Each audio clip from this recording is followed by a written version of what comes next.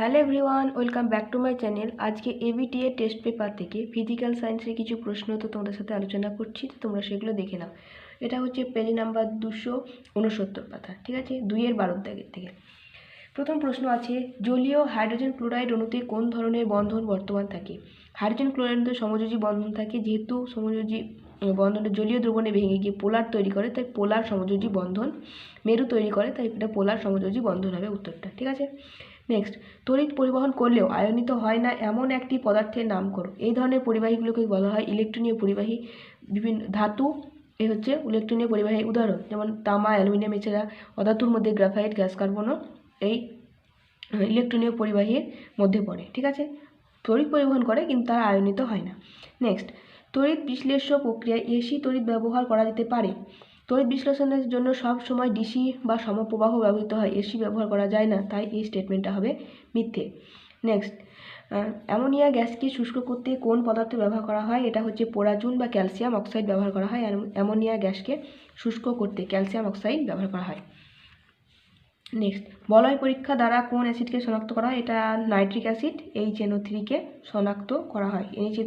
HNO3 এর শনাক্তকরণ পরীক্ষা হচ্ছে রিং টেস্ট বা বলয় পরীক্ষা।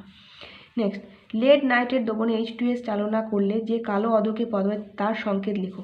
লেড নাইট্রেটের সংকেত হচ্ছে PbNO3 প্লাস H2S করলে PbS। এই যে এটার এই কালো অধক্ষেপ পড়ে PbS, এটাই হচ্ছে লেড নাইট্রেট। লেড সালফাইডের সংকেত হচ্ছে PbS, আর যার রং হচ্ছে কালো, তো এটাই আমাদের উত্তর PbS, ঠিক আছে। নেক্সট, ক্যালামাইন কোন ধাতুর আকরিক? ক্যালামাইন হচ্ছে জিঙ্কের আকরিক, ক্যালামাইন হচ্ছে Zn CO3। নেক্সট, n সংখ্যক কার্বন পরমাণুযুক্ত অ্যালকেনের হাইড্রোজেন পরমাণুর সংখ্যা কত? সাধারণ ফর্মুলা কি? ফর্মুলা হচ্ছে অ্যালকেনের ক্ষেত্রে CnH2n+2। আমাদের এখানে n এর জায়গায় ক্যাপিটাল N দিয়েছে, তাই এখানে 2n+2, হাইড্রোজেনের সংখ্যা হবে 2n+2। নেক্সট, CH3CH2CHO যৌগটির ইউপ্যাক নাম লেখো। 1 2 3, তাহলে 3টে আছে প্রোপ আর CHO আছে অ্যাল, তাহলে হবে উত্তর হবে প্রোপানল। ইউপ্যাক নেম হবে প্রোপানল। প্রোপ 3-এর জন্য, 3টে কার্বনের জন্য, আর অ্যাল হচ্ছে CHO গ্রুপের জন্য, তাই প্রোপানল। নেক্সট, এটা হচ্ছে এবার 291 পাতা থেকে শুরু। এটা CFC এর কোন পরমাণুটি ওজোন স্তর ধ্বংসের জন্য দায়ী? এটা হবে সক্রিয় ক্লোরিন পরমাণু। CFC ভেঙে তৈরি হয় সক্রিয় ক্লোরিন পরমাণু, যেটা ওজোন স্তরকে ভাঙতে সাহায্য করে। নেক্সট, একটি অচিরাচরিত অপুনর্নবীকরণযোগ্য শক্তি উৎসের নাম লেখো। সাধারণত দেয় অচিরাচরিত বা অপুনর্নবীকরণযোগ্য, কিন্তু এখানে বলেছে অচিরাচরিত এবং অপুনর্নবীকরণযোগ্য। অচিরাচরিত মানে এতদিন ব্যবহার হয়ে আসেনি, যেটা সাধারণত ব্যবহার হয় না, আর অপুনর্নবীকরণযোগ্য মানে এটা কিন্তু দ্বিতীয়বার ব্যবহার হবে না, সেটা শেষ হয়ে যাবে। তো সেরকমই একটা শক্তি উৎস হচ্ছে পারমাণবিক শক্তি উৎস, এতদিন ব্যবহার হয়নি কিন্তু এটা ব্যবহার করতে থাকলে শেষ হয়ে যাবে একদিন।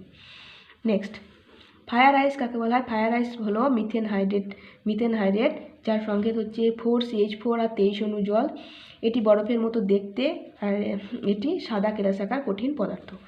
তো আজকে এই কয়েকটা প্রশ্ন তো তোমাদের সাথে আলোচনা করলাম। দেখা হবে নেক্সট ক্লাসে, ততক্ষণের জন্য তোমরা ভালো থেকো, সুস্থ থেকো। Thanks for watching.